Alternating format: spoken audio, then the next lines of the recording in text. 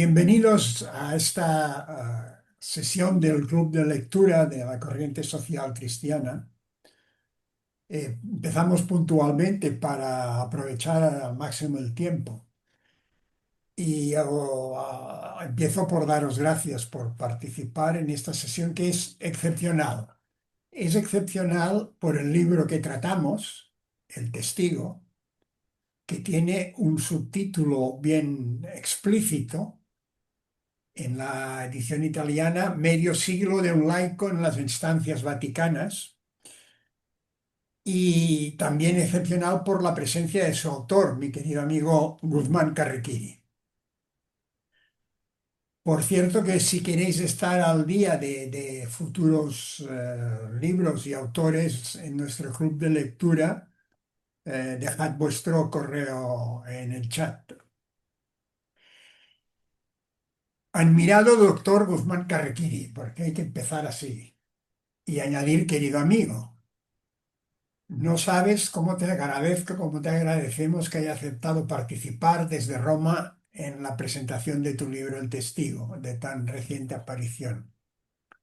Hace muchos años que nos conocemos y debo agradecerte también y mucho, cosa que no he explicitado nunca, pero ahora me parece una ocasión excelente, todo lo que a lo largo del tiempo pasado hiciste para introducirme en los ambientes de la Santa Sede. Es una deuda contraída por mi parte que resulta impagable y es justo que lo reconozca ahora que se brinda la ocasión de conocer el testimonio de tu larga tarea en la Santa Sede, un testimonio de casi medio siglo. Pero antes de plantearte la primera cuestión y empezar la ruta de la sesión, creo que es obligado presentarte para parte de los que asisten. No sería necesario, aunque es de rigor, pero para otros sí. En el Zoom no sabemos exactamente nunca quién hay al otro lado de la pantalla. Mi amigo Guzmán nació en Montevideo y viaja allí con frecuencia, porque si bien lleva 55 años, que se dice pronto, viviendo en Roma, estoy seguro que sigue sintiéndose profundamente uruguayo y especialmente latinoamericano. Y añado que con buenas dosis de romano y de romanidad, que no es exactamente lo mismo. De estos 45 años, 48 los ha dedicado al servicio de la Santa Sede. Llegó muy joven, recién licenciado en Derecho, casado también recientemente por su juventud, con Lídice, una mujer excepcional, y juntos han configurado un matrimonio verdaderamente ejemplar. Han tenido 4 hijos y 10 nietos, y podemos decir que la rama romana de los Carrequiri, no conozco otra, cumplen sobradamente la tasa de reposición, no él, sino también sus hijos. Y eso me parece que hoy en día vale la pena remarcarlo. Llegó a Roma cuando era Papa Pablo VI y estuvo a su servicio durante los 7 últimos años de su pontificado. Después continuó sirviendo a Juan Pablo I, a Juan Pablo II, a Benedicto XVI y a Francisco, con quien además le unió una amistad estrecha, porque venía de antes, de cuando era arzobispo de Buenos Aires o quizá antes, no sé. Quizá él, si lo considera, puede ilustrar algún aspecto de esta relación. ¿Qué quiero subrayar? Pues que a lo largo de estos años ha ido abriendo caminos eh, inéditos para los laicos en la Iglesia. Cuando se habla de la participación de los laicos en la Iglesia y se mira a Roma, es decir, a alto nivel, mm, se debe mirar necesariamente a Carriquiri y a su acción a lo largo de todas estas décadas. Fue el laico más joven en dirigir un departamento en la Santa Sede. el primer subsecretario laico, porque no había, en un dicasterio, en un órgano de gobierno de la Iglesia. El primer secretario laico, un renglón mucho más alto, y finalmente el primer secretario con funciones de vicepresidente, que creo que este es un cargo muy singular, eh, muy del estilo de la romanidad. Difícil de explicar, porque era secretario formalmente, su papel real era de vicepresidente, y esto, puedo equivocarme, solamente se explica porque el lugar de vicepresidente solamente lo ocupan obispos o cardenales, y como él no es ni obispo ni cardenal, pues se resolvió con la función de la secretaria. Pero esto da una idea de los caminos, de los, no sé si llamarle bloqueos, quizás Carrequiri ha conseguido superar a lo largo de su trayectoria en la Santa Sede, y además de una manera que a mí me parece particularmente difícil, mm, viviendo año tras año y trabajando año tras año en un medio tan complejo como es la, la- la Santa Sede, como es la Roma Vaticana. Mm, Ejercer durante tanto tiempo a mí me parece absolutamente increíble, y la prueba es que no podemos encontrar otro Carriquiri. Cuando llegó al final tenía 75 años, terminó su vida, digámoslo así, profesional en el Vaticano. Entonces, el gobierno del Uruguay, yo creo que con mucha vista, lo nombró embajador en la Santa Sede. ¿Quién mejor que Carriquiri para representar a Uruguay? Y así ha estado durante 4 años y medio, de manera que ha cerrado una vida de servicio de una forma excepcional. Hay además un hilo que recorre toda su vida, que es su profundo amor por América Latina, la patria grande, que reitera él una y otra vez, y sobre ella ha escrito diversos libros. Ahora mismo, después de terminar El Testigo, está trabajando en un libro sobre América Latina en la hora presente, en este mundo tan complejo que las circunstancias y las iniciativas de los grandes imperios están modelando. Ha tenido una relación cercana y directa con 3 papas con los que ha servido. Por tanto, su conocimiento de los sus pontificados es tremendo. Juan Pablo II, Benedicto XVI y naturalmente Francisco. Ha participado, si no recuerdo mal, en 6, creo, o 5, 6 sínodos mundiales de obispos como experto. Y a mí me parece que este es otro récord. Y esto le da una visión muy profunda de la vida de la Iglesia, de su relación con el mundo. A lo que hay que añadir sus viajes, congresos, delegaciones y también su labor como profesor visitante. Y seguro que me dejo cosas en el tintero, pero lo importante es escucharlo a él, y la presentación era obligada, pero creo que hemos de ir ya directamente al grano. Muchas gracias. Subrayo el final. Nos acompaña una persona que ha escrito un libro de memorias trufado de una concepción sobre la Iglesia, una visión sobre el mundo, me atrevería a decir de una teología laical y una reflexión profunda sobre la misión de esta Iglesia y de estos laicos. Por todo lo dicho, creo que es innegable decir que es un verdadero honor contar con nosotros con Guzmán. Y directamente te formulo la primera cuestión, que es Bueno, obligada. antes te agradezco todo lo que hay de generosas también en tus palabras, querido amigo Joseph Miró. Estamos unidos por una larga amistad que no nos hayamos encontrado en los últimos años. Estoy seguro que hay amigos que nos siguen y saludo a todos los presentes, esperando que participen con interés en el diálogo que vamos a tener. Dime. Pues, como decía, la primera cuestión es, yo creo que obligada.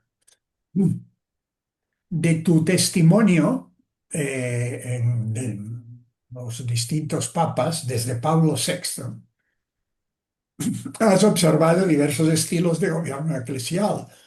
Perdón, cada papa es un mundo. ¿Cómo caracterizarías la contribución de cada pontificado en términos de continuidad y en términos de tensión? ¿Y qué elementos de continuidad y tensión percibes en el arranque de León XIV? Yo tuve el don sorprendente, porque desde Montevideo era imprevisible e inimaginable, de haber estado al servicio de 5 grandes pontificados. 7 años con Pablo VI hasta los primeros 8 años con el Papa Francisco. Quizás tendríamos que ser muy conscientes de la sucesión virtuosa de pontificados que hemos tenido desde el concilio hasta ahora y retrotrayendo un poco desde fines del siglo XIX hasta nuestro tiempo. Quizás muy especial y muy singular, como el de los mejores periodos de la Iglesia. La sucesión de los papas, hablo desde el concilio sobre todo, marcan una continuidad. Cada papa es como el eslabón de una cadena irrompible que custodia la continuidad del depósito de la fe y es garantía de la unidad de la Iglesia.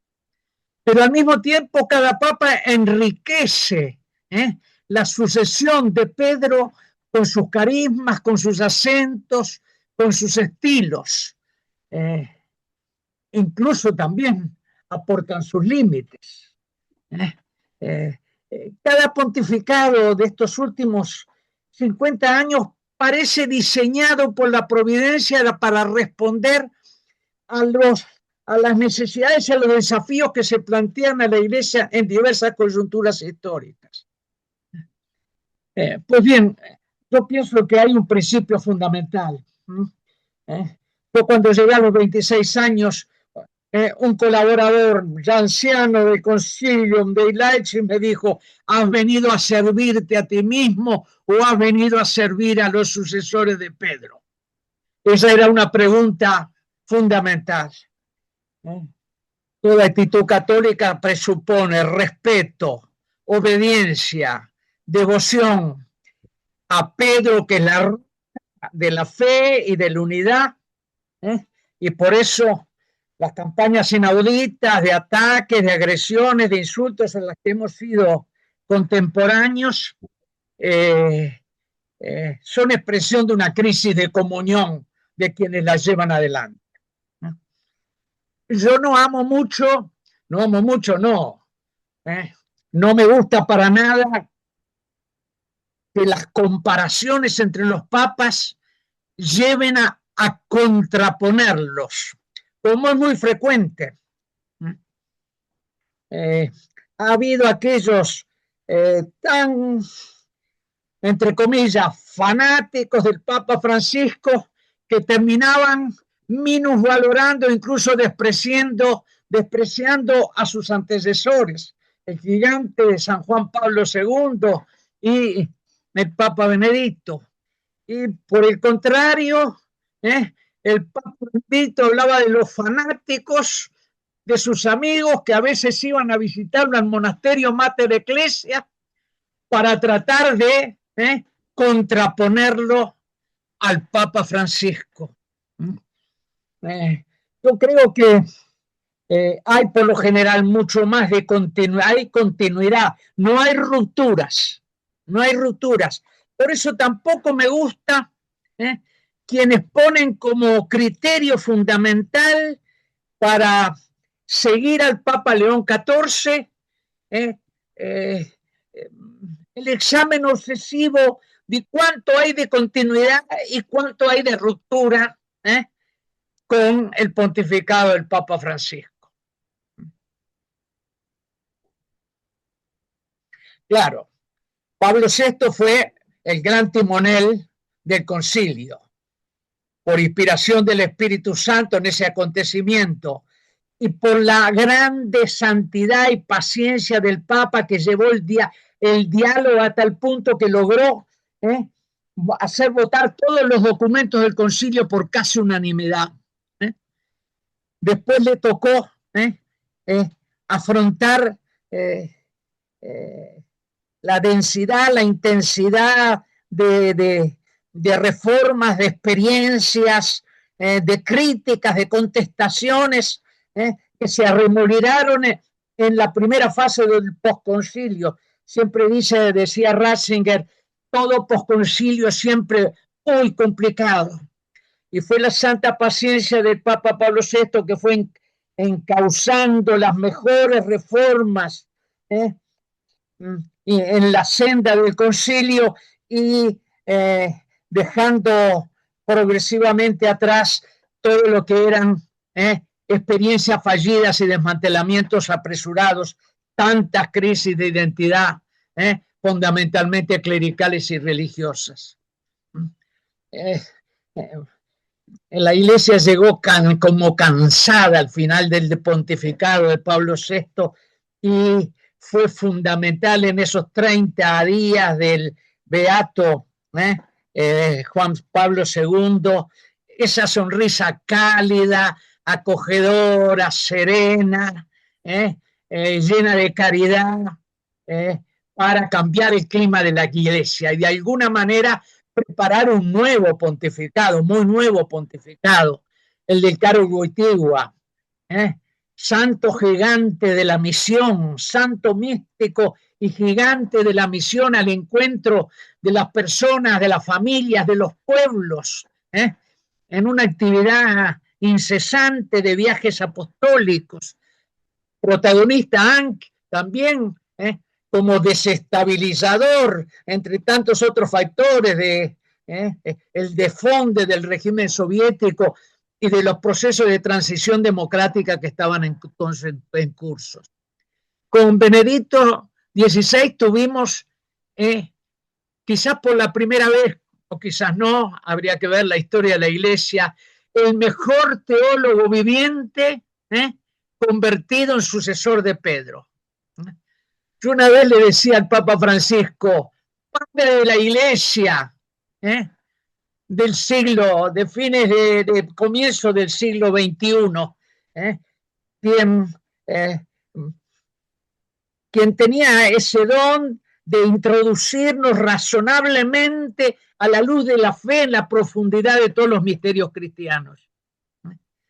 Y después viene el primer papa latinoamericano en la historia de la Iglesia, a los que los cardenales, en las congregaciones generales y en el cónclave, le pidieron una drástica reforma de la Iglesia, fundamentalmente de la curia romana, después de todo el vía crucis que había sufrido el Papa Benedicto y que lo llevarían a su dimisión. Imagínense la densidad de vida eclesial que he vivido en el seno del Vaticano. Y cómo he tenido, lo puedo decir con verdad, por gracia de Dios, cómo he tenido siempre la mirada puesta en cada pontificado que me ha tocado servir. Gracias, Guzmán. Queda claro. Tu libro tiene un carácter de una cierta eclesiología del laicado como sujeto de misión, como sujeto pleno de misión. Esta es tu visión. Pero ¿hasta qué punto esta visión tú consideras que está asumida institucionalmente y también en la cultura eclesial de la Santa Sede? Por ejemplo, tras la creación del dicasterio de Gloria. Cuando yo llegué al Vaticano con mis 26 años, eh, me encontré con una curia extremadamente clerical, aún extremadamente clerical. No había nada pensado ni previsto para acoger a una familia y menos venida desde el fin del mundo, digo, parafraseando al Papa Francisco desde el Río de la Plata. ¿Eh? Yo no hablaría de teología de los laicos, hablaría de una eclesiología de comunión en la que se despliega la dignidad, la responsabilidad y el protagonismo de los laicos como eh, se ilumina a partir del más grande documento del Concilio Vaticano II, que es la Constitución sobre la Iglesia, la Lumen Gentium, todavía de una actualidad y una virtualidad de riquezas que la Iglesia tendría que seguir explorando. ¿Eh? Eh, pienso que se ha hecho en la primera fase que participé, la del Consejo de Laicos, que era la primera fase del posconcilio, eh, eh, muchos laicos estaban volcados a una lucha contra la iglesia clerical, como tratando de ganar espacios, de ganar poderes, de ganar funciones, como en una redistribución de los derechos y de las posibilidades de las distintas componentes de la iglesia en su vida y su misión. Se corrió así la idea de que la iglesia era un conjunto de tres corporaciones, la clerical, la religiosa, la laical, muchas veces en oposición e incluso en contraposición. Yo pienso que esa fue una fase adolescente y necesaria del proceso de emergencia del laicado. Pero hasta hoy los laicos que se plantean como cuestión fundamental el empowerment, el empoderamiento de su presencia en la iglesia, terminan siendo más clericales que los curas, replegados en la política eclesiástica. Hoy tenemos, después de 50 años, laicos en cargos dirigentes en casi todos los dicasterios de la curia romana, laicos hombres y laicos mujeres. Y esto es muy importante, muchas mujeres, a tal punto que corre la broma en el seno de los ambientes vaticanos que dicen el ser mujer es un plus de mérito para poder acceder a cargos importantes en el Vaticano de hoy. La presidenta del Estado Ciudad del Vaticano, del gobierno de Estado Ciudad del Vaticano, la prefecto de la congregación de Instituto de Vida Consagrada, la secretaria de esa congregación, subsecretarias de diversos dicasterios, la presidenta de los museos vaticanos y podríamos seguir. Por otra parte, han ido creciendo siempre más la participación de los laicos en los sínodos de los obispos, hasta las últimas asambleas sinodales en donde yo planteo algunos problemas. A mí en 50 años, y eso que era un laico bastante suelto, digo con un poco de orgullo que nunca fui yes man, jamás me ocurrió pedir el derecho a voto dentro de las reuniones eclesiales. El derecho a voto es un límite humano en una comunión que tendría que siempre terminar en gran consenso. Pero en las últimas asambleas sinodales parece que los votos de los laicos valían lo mismo que los votos de los sucesores de los apóstoles elaborando y votando la declaración final del sínodo. Eh, esas y otras cosas podríamos conversar de estas asambleas sinodales. ¿Eh? Creo que además en el último pontificado ¿eh?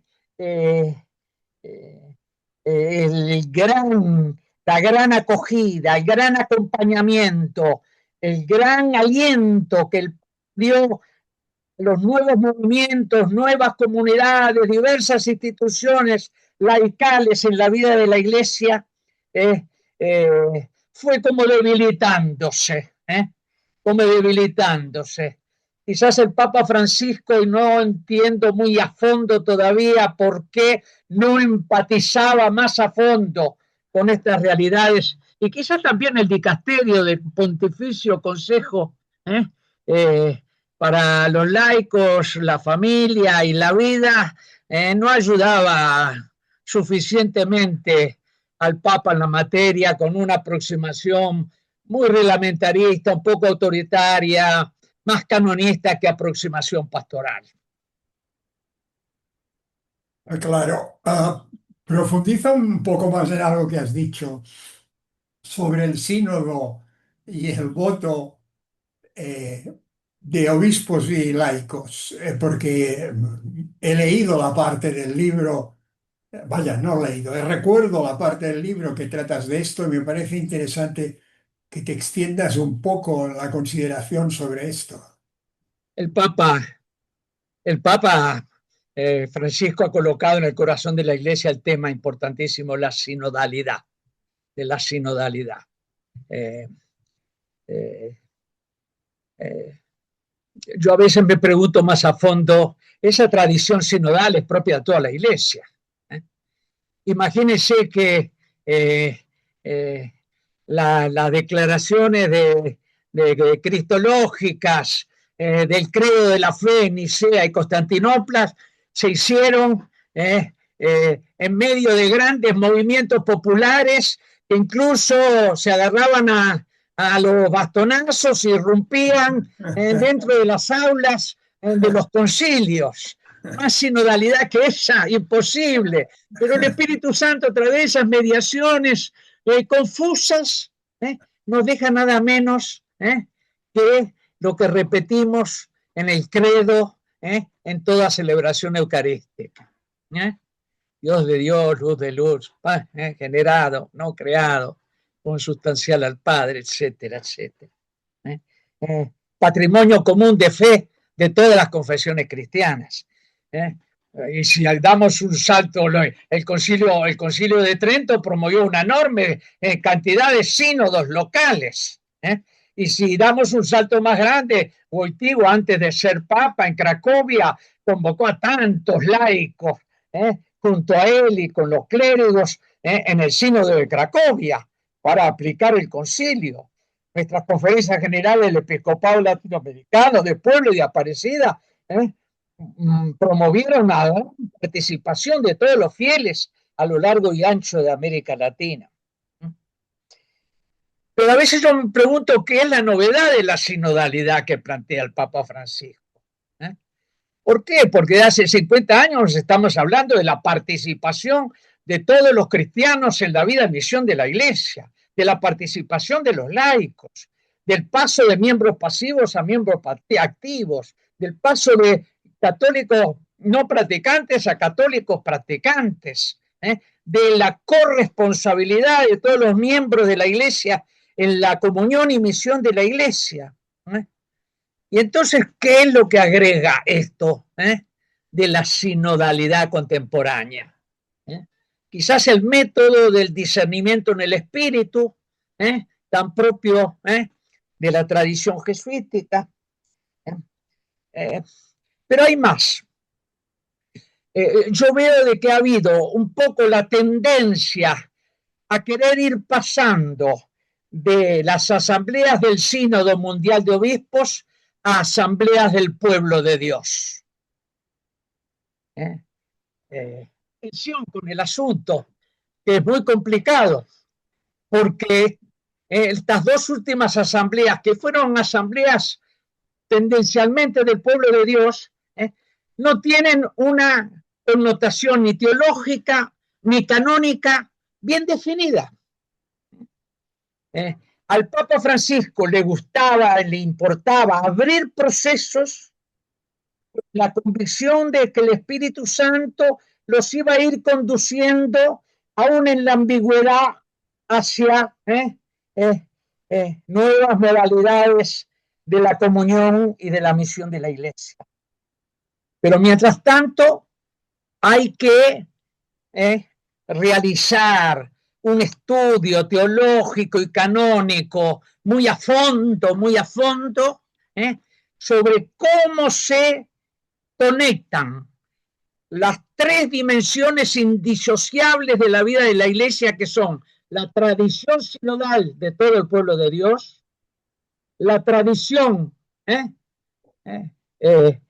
colegial de la sucesión apostólica y la tradición petrina. A mí me da la impresión que a veces asambleas del pueblo de Dios terminan apretando entre la tradición petrina y la tradición sinodal del pueblo de Dios la autoridad sacramental de los obispos.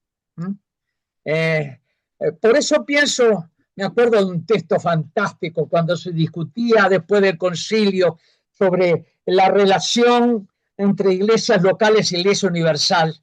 Enrique Libac hizo un trabajo teológico extraordinario. No se podía decir más.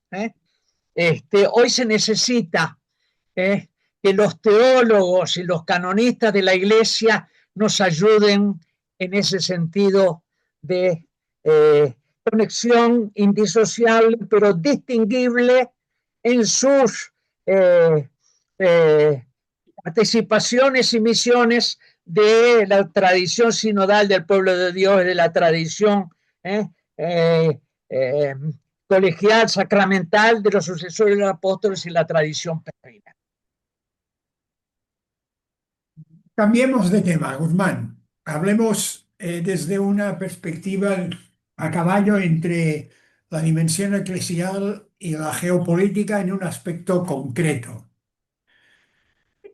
¿Compartes que la tesis de la pérdida de centralidad de Europa en el horizonte de la Santa Sede, que ha sido particularmente visible en el caso del Papa Francisco?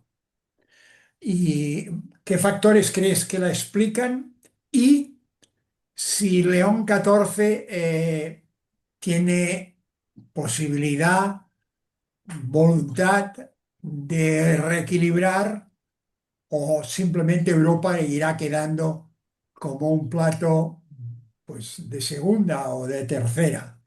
Ciertamente hay una pérdida de centralidad europea en el horizonte de la Santa Sede, sea por el despliegue de la catolicidad, que dio saltos cualitativos desde Pío XII, en el famoso nombramiento de cardenales del mundo entero en 1942 y después del Concilio Vaticano II, sea por el inaudito proceso de descristianización europea que sucede después del Concilio Vaticano II hasta hoy, sea porque Europa concluye su hegemonía mundial con la Segunda Guerra Mundial. Todo eso converge en una pérdida de centralidad europea en la misión y mirador universal de la Santa Sede. Los cuatro últimos papas vienen de Polonia, de Alemania, de Argentina y de Norteamérica.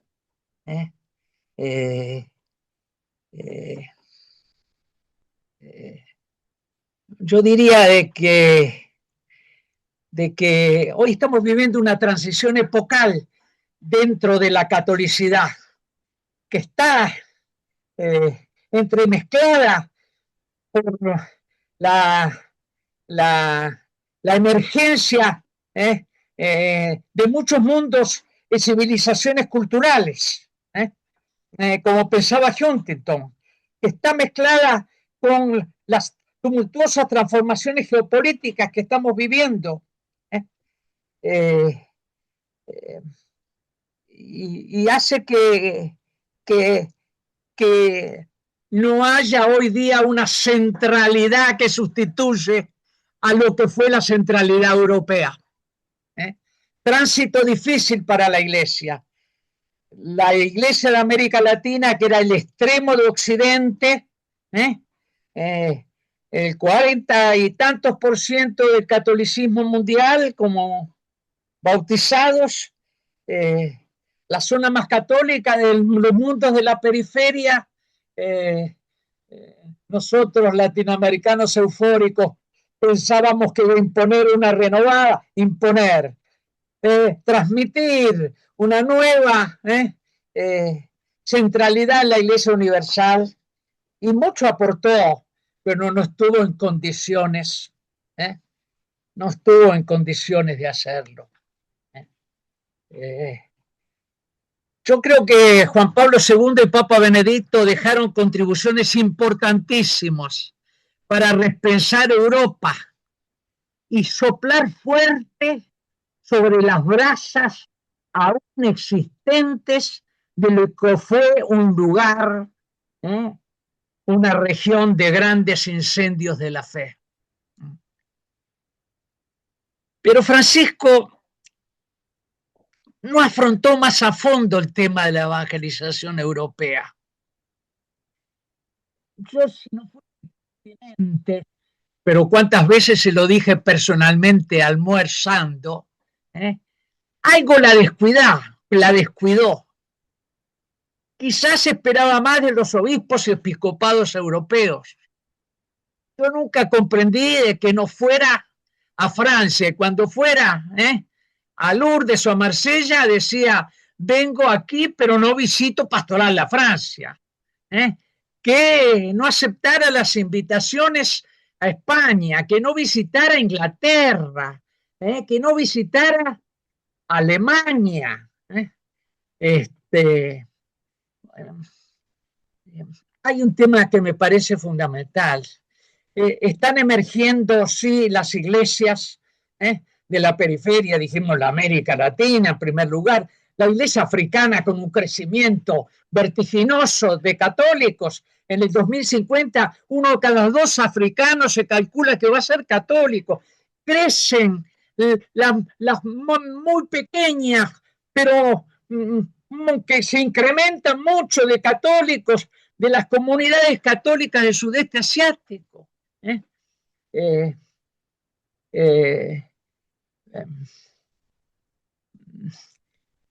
Es toda esa transición, pero todas esas iglesias de la periferia están llamadas a inculturar lo que fue el gran patrimonio espiritual, de santidad, doctrinal y cultural, teológico y misionero de las iglesias en el milenio europeo, para crecer, inculturando todo ese patrimonio, acogiéndolo, recapitulándolo, inculturándolo. Tema fundamental. Bajemos de territorio y dediquemos unos minutos a España y también a Cataluña, que tú conoces bien, porque has hecho múltiples viajes. ¿Qué diagnóstico haces sobre la situación de la Iglesia y en particular del laicado, tanto en España como en Cataluña? Oye, Joseph, no ¿Qué? me metas en líos. Ustedes son los expertos catalanes, ustedes son los expertos en Pero, España. Yo soy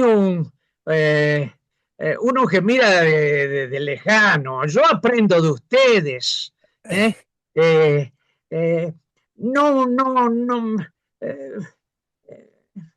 no es que tenga temor de expresarme, pero es un tema que tiene planteado los obispos españoles y los laicos españoles que tienen que resolverlo y afrontarlo en sinodalidad entre ustedes. Así que en cambio yo esa pregunta te la voy a saltear. Estás en tu pleno derecho, pero ni tan solo quieres darnos algún tipo de recomendación. De recomendación. Ah, sí, puedo dar muchas recomendaciones ¿eh? A los cristianos de España. Hay siempre que recomenzar del encuentro y seguimiento de Cristo. Hay siempre que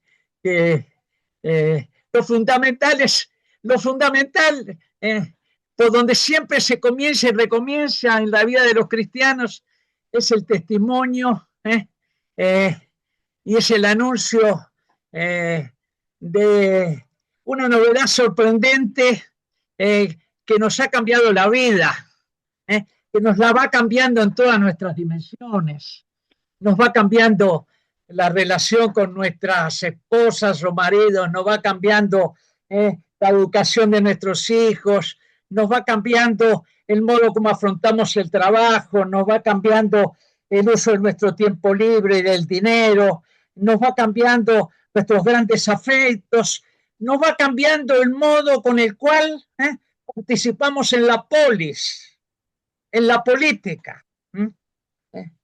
Y en esto pienso de que es fundamental eh, eh, una, una, es fundamental que los obispos estén muy abiertos a la escucha de los laicos, que vivan experiencias y que tengan algo que decir como pensamiento y propuesta para esa participación de los laicos en todos los ámbitos de la vida pública del país. Pienso, pienso que es fundamental eh, eh, que haya mucho más. No solo sucede en España, pero sucede un poco por todas partes.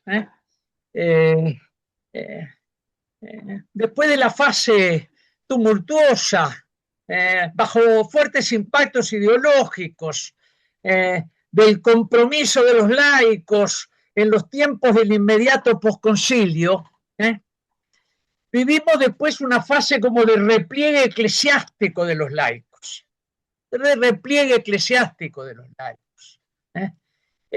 Hoy día la presencia de los laicos católicos en la vida política corre el riesgo de ser irrelevante,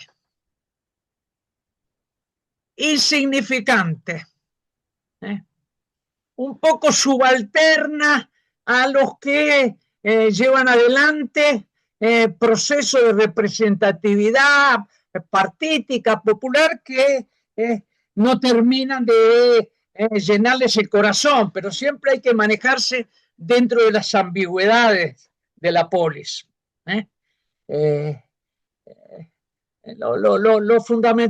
Lo fundamental es que haya muchos laicos que con una fuerte conciencia de la propia identidad cristiana, iluminados por la doctrina social de la Iglesia, vivida en su actualización de los últimos pontífices, participen en la vida política, ciertamente en una diversidad de opciones respetables y yo diría correspondientes a esa conciencia de identidad y esa iluminación de la doctrina social. Yo digo una cosa siempre, si vivimos la comunión en la iglesia, la comunión, el misterio de comunión que nos hace hermanos, más allá incluso de los vínculos de sangre, más allá y más acá de los vínculos de sangre. Si vivimos ese misterio de comunión, ese misterio de comunión debe de alguna manera ayudarnos a converger en todo lo posible, incluso en los diversos ámbitos de la vida pública. Abstención. No estoy diciendo que haya que volver a muy viejos tiempos de confesionalismo cristiano en la vida política. Pero buscar esas convergencias sí. Yo te digo, Joseph, porque sé que te interesa mucho, por la misma institución que ha convocado este encuentro, que la tradición, por ejemplo, de las dos tradiciones portantes del compromiso político de los católicos, la democracia cristiana y los cristianos por el socialismo, se fueron agotando por agotamiento de muchas de sus premisas culturales. Quedaron rezagadas en la historia, quedaron rezagadas respecto de la misma iglesia. Por supuesto que los cristianos por el socialismo no supieron hacer un examen radical del desfonde de los regímenes totalitarios de la Unión Soviética, ni tuvieron las agallas de pensamiento para poner en cuestión crítica radical las premisas teóricas del marxismo-leninismo. Hoy el socialismo naufraga en Europa en su salsa neocapitalista, sin rumbos. Por otra parte, la democracia cristiana se fue agotando, rompió un poco los hilos de los vasos comunicantes con la iglesia y se fue empobreciendo siempre más culturalmente y por eso también políticamente. Yo soy demócrata y soy cristiano. Creo que los cristianos tenemos que remar en nuevas formas que vayan combinando esas dos identidades que tenemos, cristianos y demócratas, a servicio de nuestros pueblos. Está claro y es muy interesante, pero tenemos que avanzar. Te haré te plantearé una última cuestión de cierre, porque me gustaría dejar unos minutos de tiempo para que los que asisten pudieran hacerte alguna pregunta, ¿no? La cuestión de cierre es sobre el libro y es evidente. Teniendo en cuenta la finalidad y los destinatarios del libro, ¿por qué lo has escrito? ¿Y qué objetivos persigues al llevarlo a la luz pública? Escribí el libro porque mi mujer y mis hijas y mi hijo y también varios amigos me dijeron que era importante compartir una experiencia singular, original, de un laico latinoamericano, colaborador de 50 papas, que ha mantenido una relación estrecha, personal, con Karol Wojtyła, con Joseph Ratzinger y con Jorge Mario Bergoglio. Es difícil de que haya habido otra experiencia muy, muy similar en la iglesia, no sé, por lo menos en los últimos tiempos. Y tuve que vencer resistencias, porque tenía mucho temor que contar las propias memorias, y hay gente que las ha contado y son memorias muchísimo más importantes que las mías, desembocara en una especie de cultivar la propia imagen, de mostrar la propia imagen, que es todo lo contrario, de dar testimonio de otro que nos constituye, que nos genera y regenera y que nos hace crecer en humanidad. Yo en el libro también he querido destacar que no he vivido estos 50 años en una cueva de ladrones, ni de homosexuales inconfesos, ni de pedófilos, sino en un ámbito en donde desde los cardenales hasta los pequeños administrativos trabajan por lo general en la curia con gran sentido de responsabilidad y de seriedad eclesiales al servicio del Papa. Aunque como en todo ámbito se mezclan trigo y cizaña, santidad y pecado.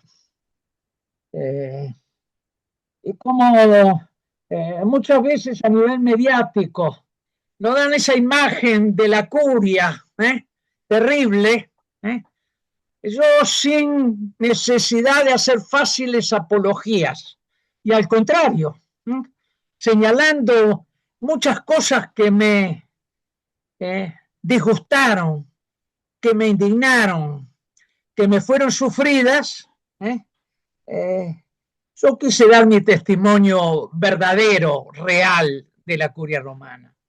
Pero más importante es que muchos, está la broma pesada que dice, quien viene al Vaticano pierde la fe.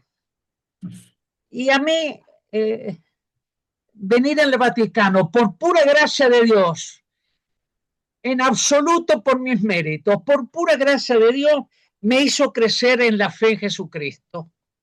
Me hizo vivir más a fondo el encuentro y seguimiento de Cristo en mi vida. Me hizo amar más a la iglesia de Cristo. Me hizo apasionarme más por su vida y por su misión. Ese es el motivo fundamental por el que he escrito el libro. Si el libro, después de tantos encuentros, experiencias, crisis, anécdotas, no suscitara entre los que lo leyeran una cierta edificación, una cierta sorpresa, no le provocaran una inquietud religiosa, no le provocaran algo de edificación en la fe, entonces me sentiría bastante decepcionado.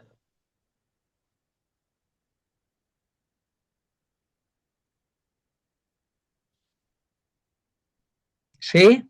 Sí, sí, se ha cortado por unos instantes. No, a ¿No? ti sí, a nosotros no.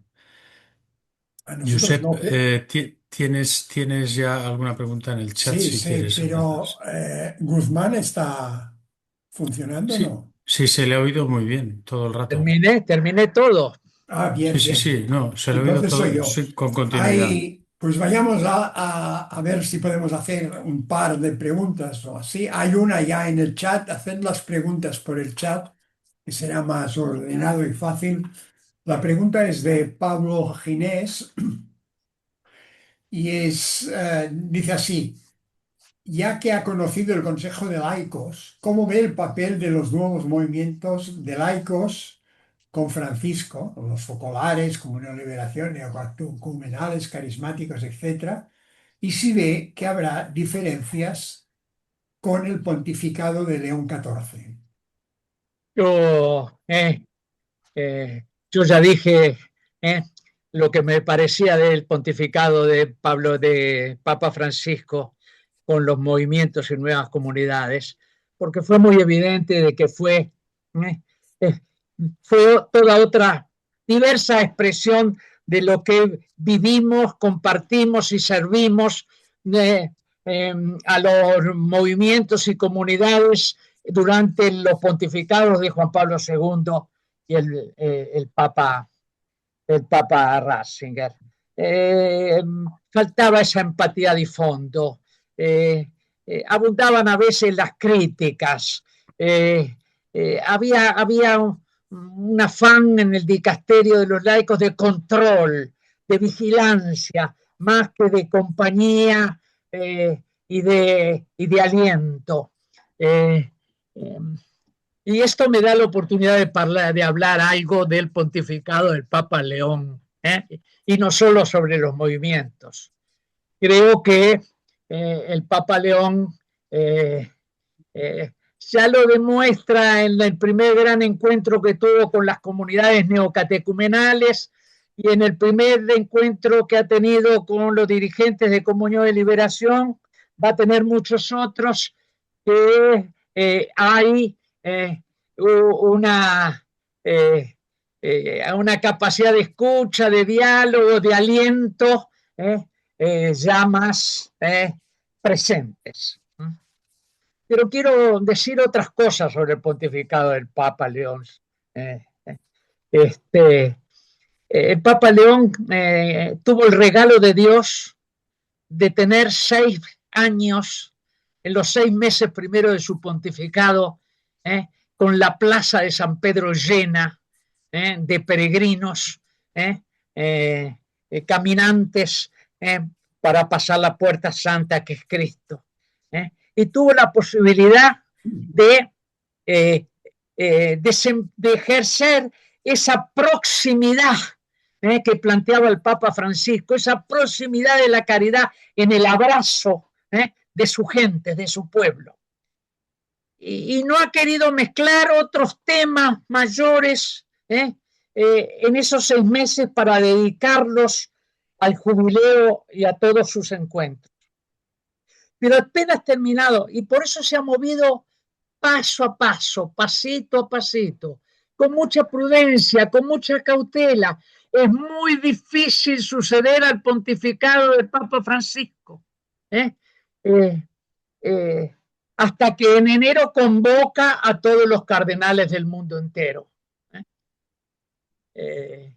Hay quien dijo, un cardenal que era muy colaborador de Francisco, pasamos de un solista en el comando a un director de orquesta, que quiere escuchar a los cardenales, reunirlos ya en junio, reunirnos una vez al año.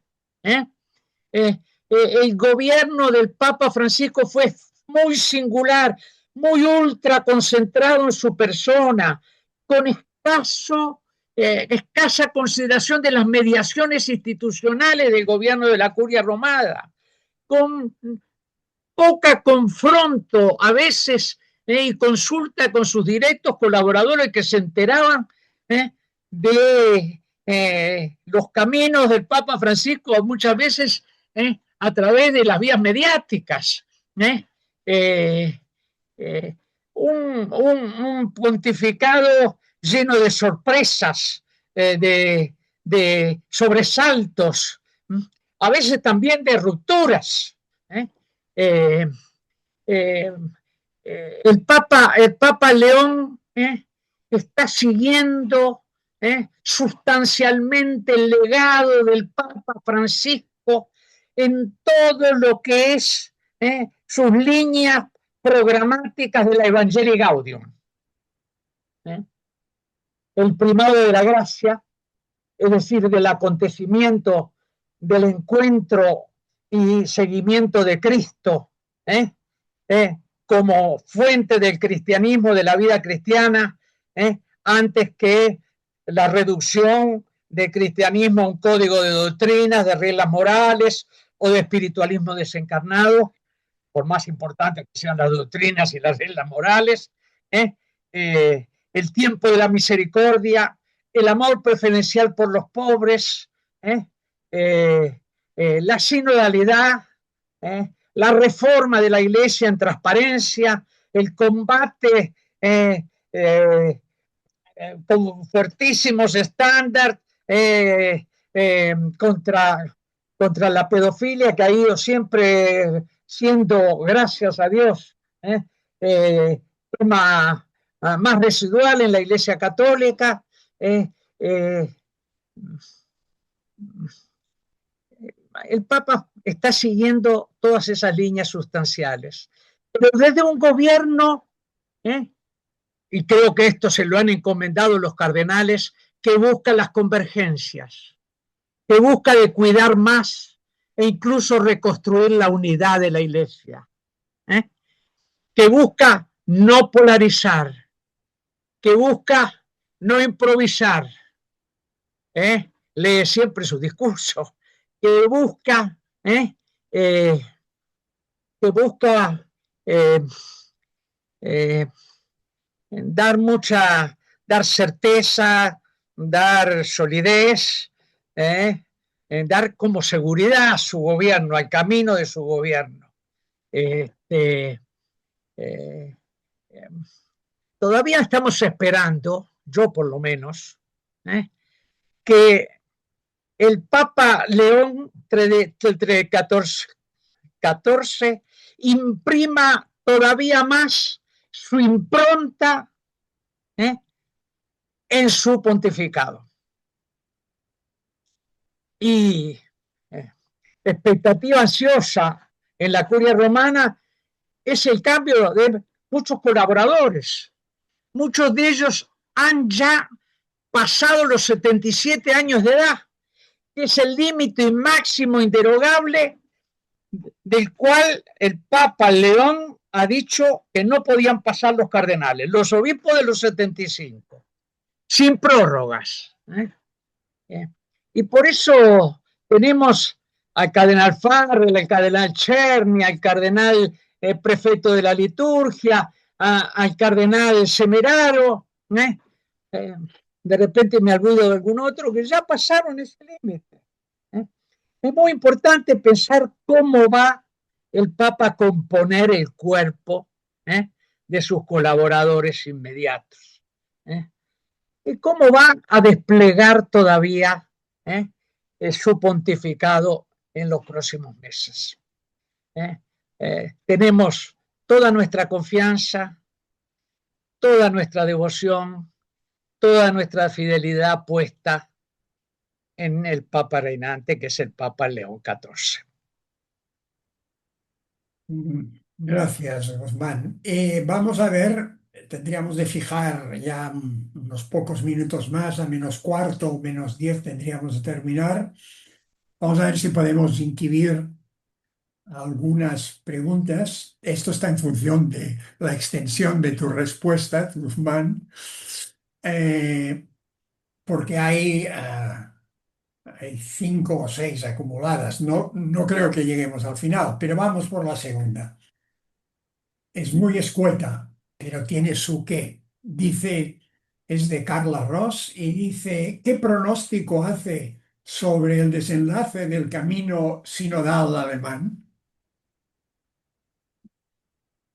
El Papa Francisco tuvo una vez una expresión genial, esas que le salían improvisadamente. Dijo, no tenemos necesidad de otra iglesia evangélica en Germania porque ya existe una iglesia evangélica muy buena. La deriva de la iglesia católica en iglesia evangélica quiere decir en una interpretación sinodal, camino sinodal, que cuestiona la estructura sacramental y jerárquica de la iglesia. En la cúspide una conferencia de obispos y de laicos que deciden sobre la cabeza de los obispos y las diócesis. Una barbaridad que tendencialmente es cismática, como cismática es la absurda noticia grotesca de la fraternidad de Pío X de tradición lefebrista que quiere volver a consagrar obispos ilegítimos fuera de la comunión de la iglesia.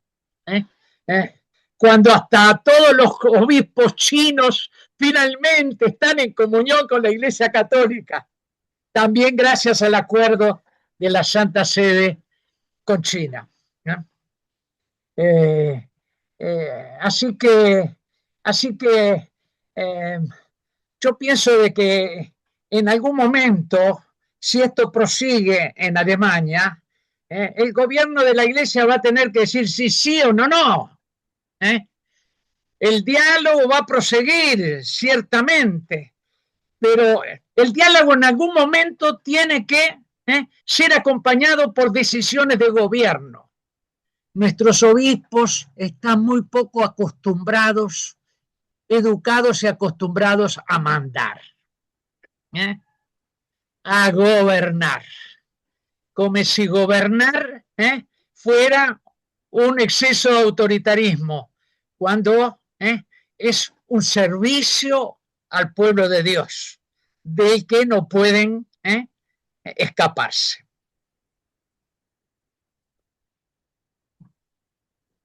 Otra pregunta dice, bueno, primero te da las gracias por compartir tu maravillosa y excepcional experiencia en el Vaticano. Y la pregunta dice, ¿por qué piensa que hay tan pocos cristianos dedicados a la política? Se entiende sobre todo aquí, claro.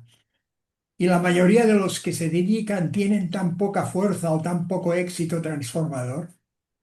¿Tiene alguna sugerencia para que nos animemos a ello a pesar de las garantizadas dificultades de hacerlo? Es una pregunta de María Pilar Yo me Segado. excuso con esta amiga catalana, pero si retoman la respuesta que di a una de tus preguntas, exactamente es el desarrollo que di como respuesta también a esta pregunta. Así que mi amiga me va a disculpar, pero la reenvío al texto registrado de mi respuesta. Doctor Carriquiri, dice otra pregunta de Javier Miralles. Teniendo en cuenta la imparable velocidad y progresión de la tecnología y la inteligencia artificial, ¿cómo ve la utilización de estos medios y su enorme resonancia, con su enorme resonancia? Y si la Iglesia actual está cuidando estos medios para hacer un apostolado que aporte tranquilidad al ser humano frente a la mediocridad política que sume al mundo en esta incertidumbre en que vivimos. Bueno, es un tema inmenso, del Inmenso. que no soy extraordinariamente competente. Eh, eh, a mi edad tengo que llamar a mis nietos muchas veces para que me ayuden con los instrumentos electrónicos, incluso a mi nieto de 6 años y de 8 años, son mucho más competentes que yo. Pero advierto que hacia finales del pontificado del Papa Francisco ha habido un despertar muy grande en el seno de la Santa Sede de un discernimiento, un estudio a fondo de la inteligencia artificial y del discernimiento de la inteligencia artificial a la luz de la fe y de la misión de la Iglesia. Tanto es así que cuando el Papa Francisco fue invitado al G7 por la presidente Meloni, que se realizaba en Puglia, en el sur de la bota italiana, el Papa Francisco ha querido dedicar su intervención a cuestiones referidas a la inteligencia artificial. Es que la inteligencia artificial se ha ido transformando cada vez más en sostén y en regidora de finanzas, producciones, comunicaciones, control de opiniones públicas, seguridad militar. Por eso las dos potencias mundiales de la emergente diarquía mundial, Estados Unidos y Rusia, compiten especialmente en las tecnologías de punta y dentro de ellas en la millonada de subsidios, de subvenciones, de concentración de empresas gigantes y de cooperación en el orden de la inteligencia artificial. Como sabemos que cambiará nuestro mundo en todas sus dimensiones, la Iglesia, como está encarnada en este mundo, tiene que estar extraordinariamente atenta. Claro que puede utilizar la inteligencia artificial también para la comunicación. La comunicación, como comienzan a hacerlo muchos influencers muy importantes que surgen por doquier dentro de la catolicidad. Pero el asunto es mucho más grande que es solo la propagación, el anuncio del Evangelio por esos medios. El problema es cómo un discernimiento evangélico ayuda a que la inteligencia artificial no se nos escape en los caminos de un transhumanismo eh, eh, eh, potencia absoluta que puede llegar a destruir lo humano, a abolir lo humano. La iglesia, que es experta en humanidad, como decía Pablo VI, tiene que tratar, por consiguiente, este tema muy, pero muy a fondo. Gracias. Vamos por la última. Siento las demás, pero no habrá ya margen. No podemos agotar a Guzmán ni a la concurrencia. La última es de Juan Carlos Corbera. Tiene su aquello y dice así: muchísimas gracias por su presencia. ¿No cree que existe hoy una confusión entre la legítima corresponsabilidad laical derivada del bautismo y la igualdad ontológica con el ministerio ordenado? ¿No estamos mezclando planos distintos de participación en la misión de la Iglesia? ¿Qué opina de que pueda haber laicos o religiosas en la presidencia de los dicasterios? Yo confieso que he quedado más que perplejo con la designación de una religiosa laica en el sentido de sin sacramento ministerial, como prefecto de la Congregación de Instituto de Vida Consagrada. Esto hay que decirlo en voz baja. Hay que decirlo en voz baja. ¿Por qué? Porque la novedad de una mujer en ese cargo ha de alguna manera ofuscado una reflexión mucho más a fondo sobre el tema de esa designación. Para peor, el cardenal, ex superior general de los salesianos, al cual se le había comunicado tiempo antes que iba a ser el prefecto, pocos días antes de la designación de la religiosa, le señalaron que iba a ser nombrado como proprefecto. Quiere decir, en un nivel subalterno de la religiosa. Claro, después se explicó para firmar algunos documentos que la religiosa no podía firmar.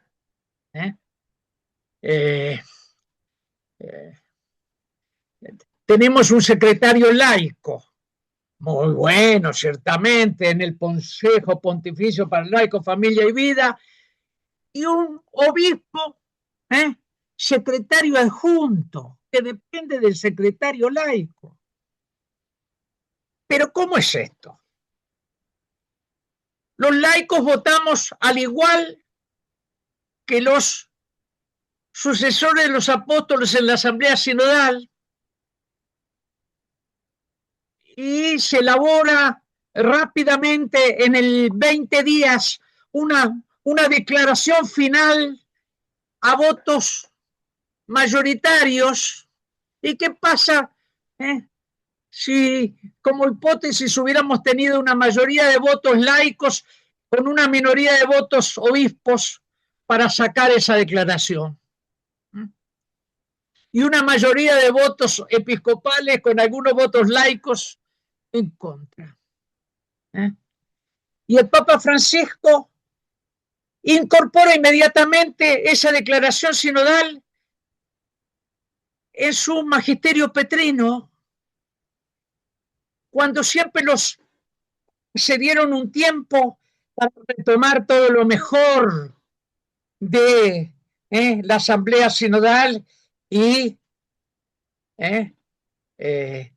aclarar puntos, completarla, enriquecerla, aquí y allá corregirla, y sacar las exhortaciones apostólicas posinodales. ¿Qué es eso sino un ejercicio de su misión petrina? Si esto se da a nivel alto de la Iglesia, puede darse a niveles más bajos, en asamblea, en el CELAM en América Latina, el CELAM, que ha perdido mucha credibilidad en las conferencias episcopales, ha organizado asambleas del pueblo de Dios para preparar el sínodo. Pero además, ¿quiénes representan al pueblo de Dios?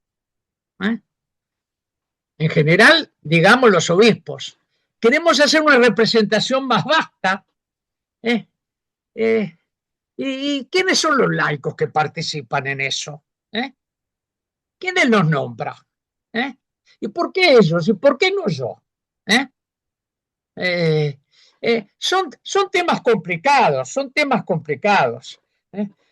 Yo me asombro cuando voy a Estados Unidos, cuando veo en la procesión litúrgica de ingreso en muchas parroquias, el interés que tienen las mujeres de colocarse dentro de la procesión litúrgica vestida con hábitos litúrgicos. Y cuanto más cerca pueden estar del altar, más satisfechas están. Y el voto de los laicos en el sínodo fue sobre todo un semáforo verde dado por el Papa al reclamo, sobre todo de mujeres religiosas y laicas. De aquella minoría de mujeres activistas, no todas, algunas, que no se quedan conformes porque van a seguir insistiendo en las diaconisas mujeres y después en el acceso de las mujeres al ministerio sacerdotal, cosa que no está en la agenda de la Iglesia Católica. Son temas muy complicados, son temas muy complejos. Yo durante 48 años peleé mayor corresponsabilidad, el mayor protagonismo de los laicos en todos los ámbitos del Vaticano y de la vida eclesial.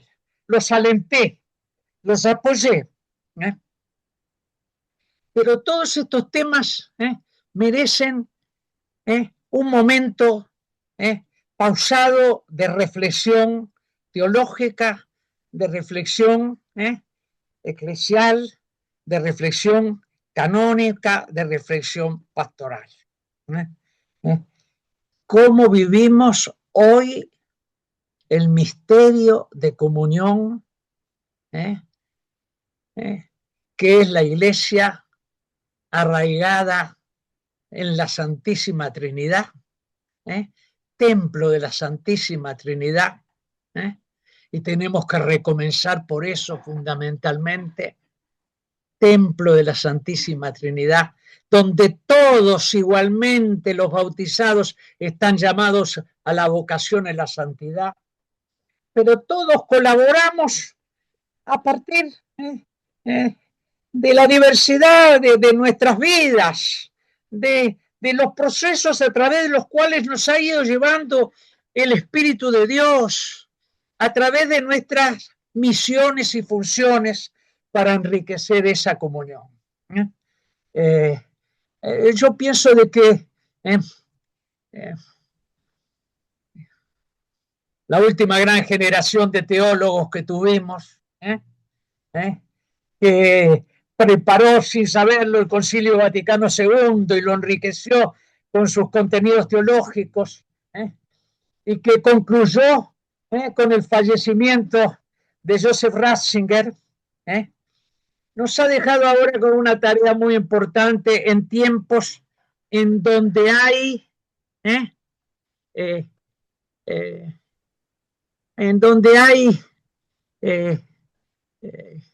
la necesidad de una eclesiología fundada en el amor a la Iglesia, templo de la Santísima Trinidad. Eh, ya habéis visto con la respuesta a esta última cuestión que yo creo que ha sido un cierre fabuloso de tu sesión de hoy. Ya habéis visto que Karikiri habla claro, no tiene aquello que se dice pelos en la lengua, lo cual me vuelve a la presentación del principio, cómo ha conseguido pasar 48 años ocupando altos cargos en la Santa Sede, manifestándose con tanta sinceridad como lo hace. Muchas gracias una vez más, Guzmán.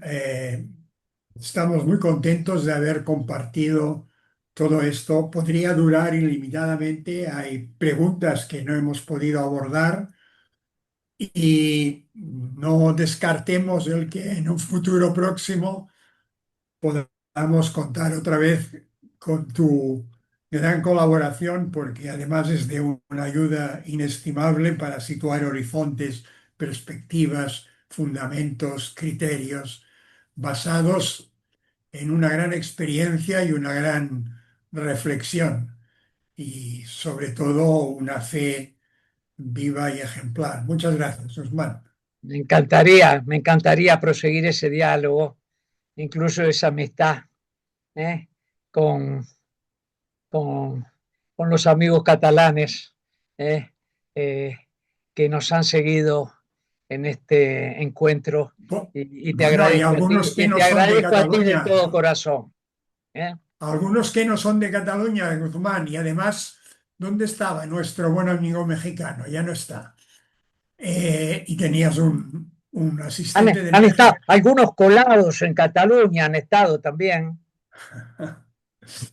Gracias, Guzmán. Los han aceptado y todo, pero qué ecuménicos que están.